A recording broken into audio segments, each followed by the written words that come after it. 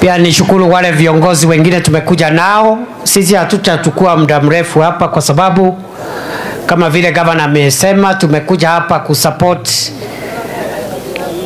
wale ambao ni wanabiashara wadogo wadogo.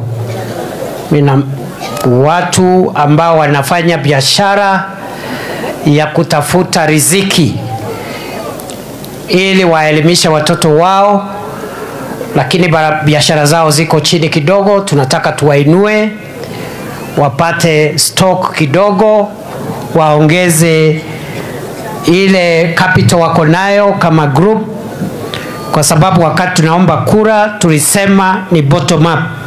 Bottom up ni kuhakikisha kwamba ule mtu wako na stock ya 5,000 anawekwa jeki inakuwa 10, 20, 30,000. Si namna hiyo? Sio ndio bottom up? Ama bottom up ni nini tena? Kwa hivyo hiyo ndio kazi imetuleta hapa. Vile vile niseme ya kwamba tuko hapa kwa sababu tuko na wajibu wa kueleza wananchi wapiga kura mahali tumefikisha agenda ya maendeleo ambao mlitupatia miaka miwili imepita sasa. Najua serikali yetu tulitembea hapa na Rais William Ruto siku hiyo akiwa deputy president, na tukaomba kura yenu. Mungu akawajalia na akatujalia, mkatupigia kura, tukachukua nafasi tofauti tofauti za uongozi tukiongozwa na Rais William Ruto. Tulisema siku hiyo ya kwamba tutakazana at least kupunguza gharama ya maisha, kwa sababu siku tu bei ya bidhaa muhimu kwa sababu ule ugonjwa wa COVID-19 ulisababisha uchumi wa Kenya ufungwe kwa zaidi ya mwaka na nusu, karibu miaka miwili. Hakuna biashara ilikuwa inaendelea. Ile biashara tulikuwa nazo tukafunga, tukajifungia nyumbani mwezi moja, miezi 6, mwaka na nusu, uchumi ukaharibika. Neguo kana teguo. Si ni kweli? Alafu kwa sababu hiyo ndio unaona ya kwamba wakati uchaguzi ulifanywa, immediately baada ya uchaguzi kuna wenzetu walikuwa wanafanya maandamano wakiweka sufuria kwa kichwa, kwa sababu bei ya unga ilikuwa 230, 240, 250 kilo mbili. Katika miaka miwili ambayo imepita tumefanya juhudi na tumefanikiwa kiasi, hata kama hatujafikisha mahali tungetaka ifike. Tukaona ya kwamba bei ya unga iko 230 kwa kilo mbili, 240 kwa kilo mbili. Ni kwa sababu bei ya fertilizer iko juu. Fertilizer ambayo tunatumia katika mahindi yetu, fertilizer ilikuwa inauzwa kwa wakulima shilingi 7,000 kwa gunia moja. Tukapunguza ikakuwa 2,500. Hiyo ndio moja ya mbinu tulitumia ya kurekebisha kiasi bei ya unga ikateremka. Sasa iko around 150, lakini bado tungetaka iteremke zaidi, ikuje 100, ili wananchi wengi wawe wanajimudu kimaisha. 2022 petroli lita moja ilikuwa 217. Watu wengi ambao walikuwa naishi karibu na mpaka wa Kenya walikuwa wanaenda kununua mafuta katika nchi jirani. Watu wa Namanga walikuwa wananunua mafuta pale Tanzania, upande wa Tanzania. Watu wako Busia Kenya walikuwa wanavuka kule Uganda kutafuta petroli. Pale Moyale walikuwa wanaenda Ethiopia. Kati ya mwezi wa 9 2022 na sasa, serikali ya William Ruto imekazana kila mwezi. Kumekuwa na mafuta inapunguka kila mwezi. Mahali tulikuta 217 per liter, leo tumeiteremsha kwa zaidi ya shilingi 43. Petroli sasa lita moja ni 165. Tunataka kukazana ishuke hata zaidi. Vile vile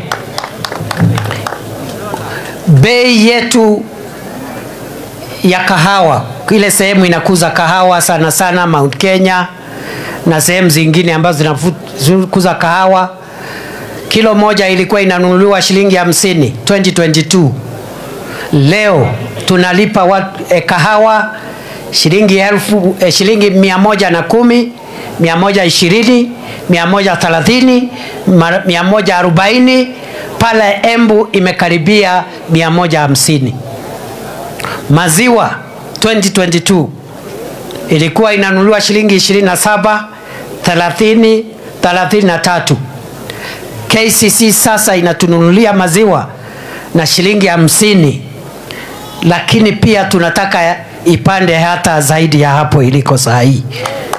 Kwa hivyo for the last 2 years, hiyo ndio tukikazana nayo kudhibiti uchumi, ili gharama ya maisha at least itupatie nafuu kidogo. Shilingi ya Kenya ilikuwa imeshuka dhamani. Ulikuwa unahitaji shilingi 165 ama 167 ndio upate dola moja. Jamii ya Naivasha hapa na hii area ya Nakuru ni jamii ya wakulima na wanabiashara ndogo ndogo.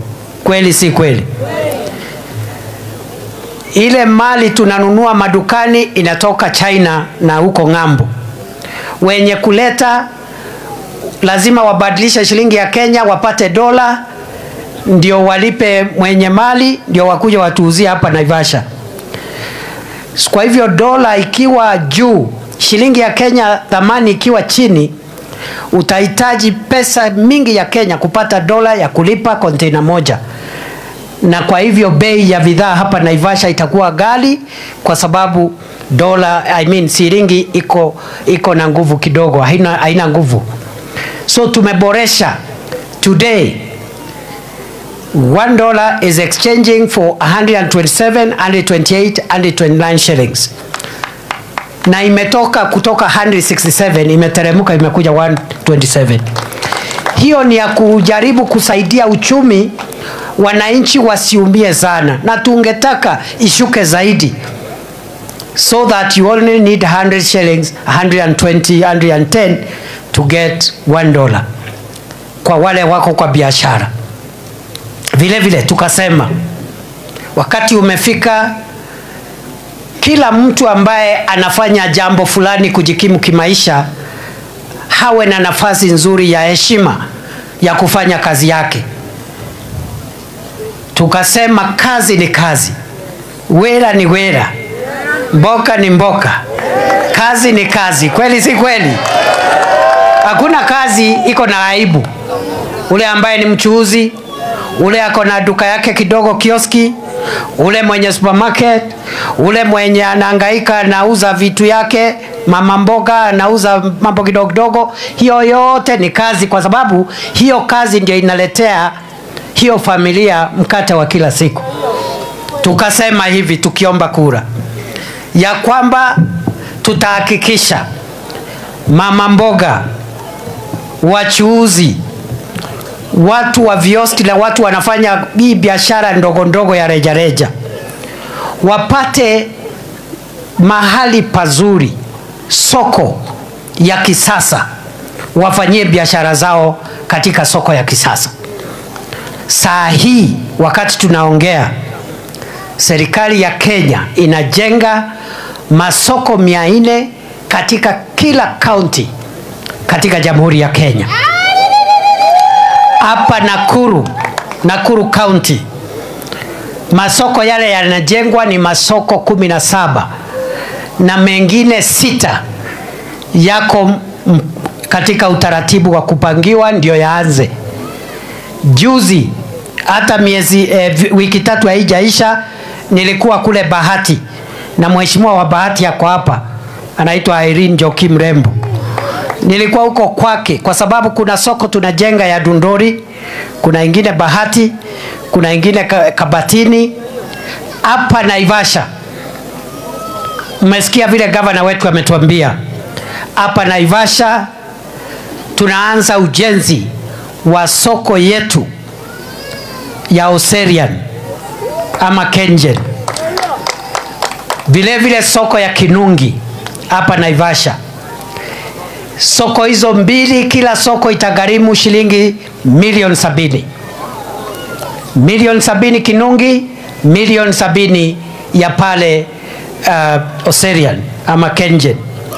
Soko ya Mai Mahiu tutaweka milioni 200, na sio pesa ya kwenda kutafuta, ni pesa ambayo iko na in another few months hiyo soko itajengwa na ikamilike.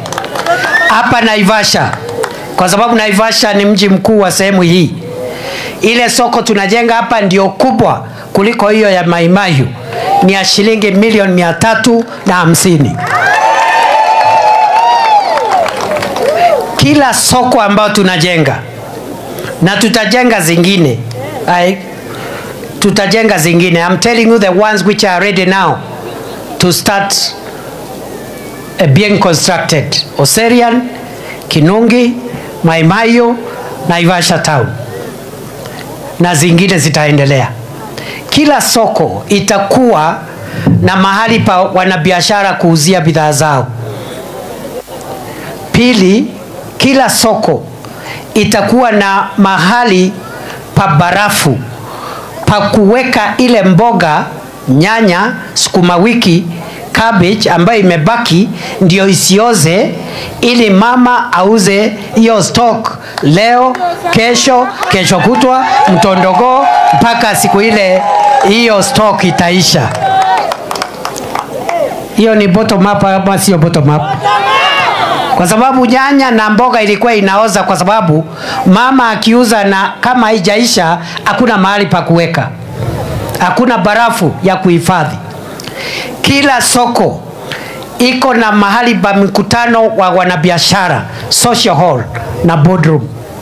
Kila soko iko na chumba cha kompyuta kwa wanabiashara wanaume, vijana ambao wako na ujuzi wa kompyuta.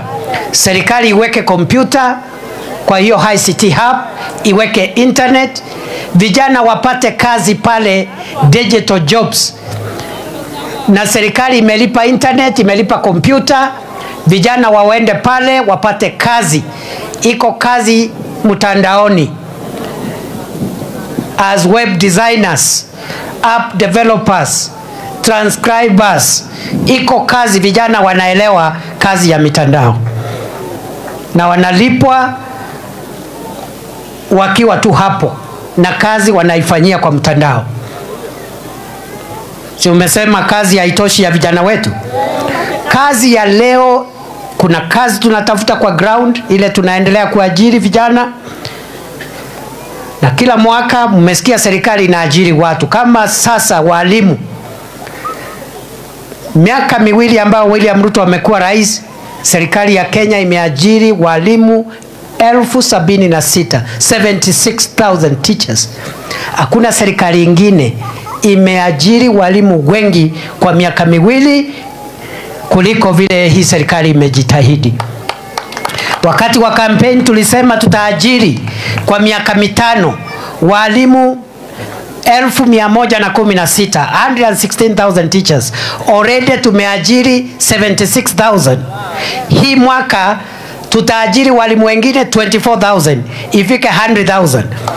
So tutakuwa tumebakisha kwa ile target just 16,000, and we will complete that target and surpass it before 2027. Vile vile siku ya leo, hata wale vijana ambao hawapati kazi ya polisi na walimu na hiyo kazi ingine, kuna kazi mtandaoni. Ndio tumesema katika kila market kuwe na ICT hub with free internet, free computers, and there are jobs, digital jobs. Nimewaambia wale vijana wako kwa kompyuta wanaelewa. You can trade in foreign exchange over the internet. You can develop websites for people, apps. You can be a transcriber, you can be a scriptwriter. Vijana wanaelewa hiyo maneno. Katika hiyo soko mama mboga anaweka stoko yake isioze. Kijana yake ako pale juu kwa kompyuta anafanya kazi kwa mtandao. Mnanielewa watu ya Naivasha? Vile vile kila market iko na chumba maalum kwa sababu ya dada zetu na watoto wetu wa mama ambao wako na watoto wadogo, akiwemo dada yangu mama Governor Susan Kihika. Hiyo chumba watoto wadogo wote kwa hiyo soko, watoto wadogo, mama anakuja na mtoto anawekwa hapo, ule anamtunza, mtoto akisikia njaa, mama anaenda pale, anasort out mtoto, mara that anarudi kazi. Hiyo ndio bottom. Ndio mama asiwe na aibu ya kunyonyeshea mtoto kando ya barabara. Si namna hiyo? Ndio mama mboga asiwe na aibu ya kuuza bidhaa zake akipigwa na mvua, akipigwa na jua, akipigwa na vumbi, akihatarisha maisha yake kwa sababu ya magari. Hiyo ndio kazi mlisema tuendelee nayo na tunaendelea nayo. Hatujakamilisha, bado tuko na miaka 2.5 ya kukamilisha. Stima. Vijiji vingi havina stima. Hii serikali iliahidi haijalishi nyumba yako ni type gani, unapaswa kuwa na stima.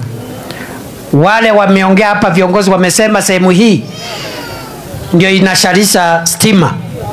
Na kuna vijiji vingi katika Naivasha, katika Nakuru havina stima. Serikali imetoa shilingi bilioni 1 na milioni 700, 1.7 billion hapa Nakuru County ya kuunganisha nyumba 17,600 mpya na stima. Wacha nirudie. Wakati huu tunapoongea tumetoa shilingi bilioni na 7 billion shillings to connect an additional 17,000 households with power. It's actually 16,700 households with power. Ndio tuhakikishe stima imefika everywhere. Haijalishi nyumba yako ni ya mbao ama ni ya matope ama ni ya mawe. Stima sio raha ya matajiri peke yake. Stima ni mahitaji ya kila mwananchi. Kwa hivyo mimi nitakuwa narudi hapa mara kwa mara kuangalia kufungua hizo stima zikikamilika, hiyo masoko imefika wapi, hiyo mambo ingine imefika wapi. Barabara, mradi wetu wa barabara ndio ulikuwa umekwama kidogo, hatukuwa na pesa ya kutosha. Lakini sasa Mungu ametujalia, vile uchumi umeanza kuonyesha dalili, tumepata pesa, na niko hapa kuwaambia kwamba barabara zetu zote hapa Nakuru ambazo zilikwama, sasa tuko na pesa ya kuzijenga na kukamilisha. And I will come back. Mimi mwenyewe nitakuja kuangalia mahali imefika, ndio ikikamilika huko mbele rais akuje atufungulie hizo barabara. Kwa hivyo tuko katika utaratibu. Nimesema mambo ya maziwa, kahawa, mambo ya soko, mambo ya stima, mambo ya barabara. Mwisho tukasema vile vile na maua. Na kazi kwa vijana. Nimesikia MCA wetu amesema mambo ya kazi kwa vijana. Tunatoa kazi ile tunaweza, kama nilivyowaambia hapa nchini. Tunaandika watu, walimu, askari. Hata sasa tunaandika prison officers. Lakini pia tunarejesha ile program ilikuwa inaitwa kazi kwa vijana, inaitwa Climate Works. Inaitwa Climate Works. Tumeanza pale Nairobi na vijana 20,000. Tunataka kila county ile tumefanya Nairobi Climate Works tufanye katika kila county ikiwemo Nakuru na hapa Naivasha. Vile vile affordable housing program ambayo imeleta nafasi za kazi kama 250 jobs through the affordable housing projects and market constructions.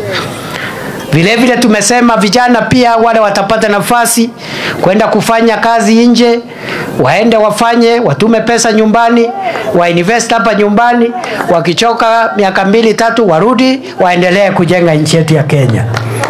Kwa hivyo we have a comprehensive job creation strategy. Na tumesema kazi ni kazi. Whatever you do, there is dignity in work. Vijana msichague kazi. Wazee msichague kazi.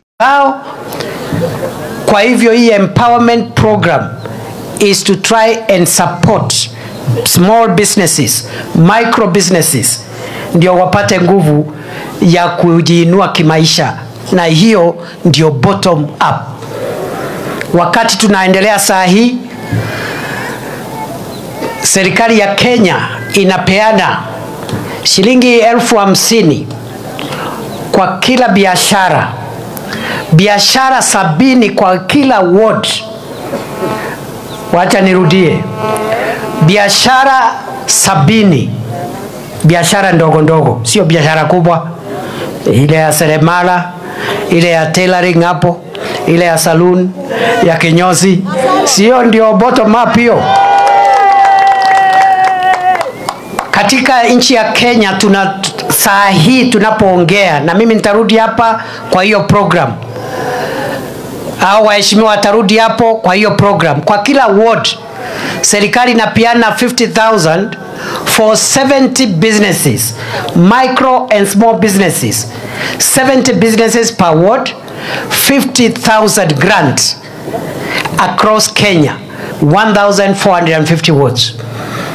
28 billion shillings will be spent to empower micro and small businesses to get capital to expand their businesses a bit. Ndio ule mtu ambaye ako na biashara yake ya kinyozi aipanue kidogo na hiyo shilingi 50,000, aandike kinyozi mwingine, a create nafasi ya kazi. So we are on course. Tuko mbioni, na ndio unaona tuko very serious, hatutaki mchezo. We don't want to be distracted. Kuna watu wanataka tuanze kupiga siasa, tumekataa. We have told them we have no time. Campaign itafika. Na we are ready to campaign when the right time comes. Na kila mtu atatoa habari zake mwenyewe na ajitetee na kazi yake siku ya campaign ikifika. Kweli si kweli? Sasa ni wakati wa kazi ama ni wakati wa siasa? Ni kazi ama ni siasa? As we are saying, kazi kwanza, siasa baadaye. Kuna watu wanasema siasa kwanza, hakuna kazi. Umesikia hao watu? Nyinyi mko kwa timu ya kazi ama timu ya siasa? Timu ya kusaidia wananchi ama ya siasa? Are you sure? Are you sure? Wacha nione wale wanasema viongozi wote washirikiane kwa mambo ya kazi. Kwa hivyo tuko hapa kwa hiyo vikundi kuwasaidia. Na yule kiongozi anapinga mradi huu wa kusaidia wanabiashara wadogo wadogo wapate stock na wapanue biashara zao, aseme, ajitangaze, tujue mapema ni nani ako upande wa wananchi na ni nani anapinga mambo ya wananchi. Kwa sababu tumechanganya maendeleo na siasa, na hiyo sio sawa. Umesikia watu yangu ya Naivasha? Kwa hivyo hiyo ndio imetuleta hapa, na leo ile nguvu kidogo mtapata hapa, muende mtumie kwa vikundi vyenu, mkuze biashara zenu, mpeleke watoto wenu shule, ndio sisi zote tuwe na nchi ambayo kila mtu ako na kitu ya kujivunia. sio kupangwa pale na mwanasiasa kupigia wanasiasa wengine kelele ati kwa sababu amekupatia 100 kama kijana. Si namna hiyo. Mimi nataka niwaulize, mungetaka tuendelee na hii program? Tuendelee na hii program ama turudi na ile vitu tulikuwa nakuja nayo? Tuendelee tusiendelee? Tuendelee tusiendelee? Wacha nione wale wanasema tuendelee tuendelee tuendelee tuendelee tuendelee. Kwa hivyo mimi nawashukuru sana, naona mvua iko karibu. Nataka nitangaze ya kwamba yes, asante sana kwa huyo kijana amenikumbusha mambo ya Mai Mai. Wapigwe makofi. Asante sana. Kuna wenzetu ambao waliathiriwa na mafuriko pale Mai Mai. Serikali ilitoa ahadi ya kwamba itawatafutia makao. Tumepata ardhi, lakini tumepata ile bei ambayo muuzaji anatuuzia iko juu kidogo.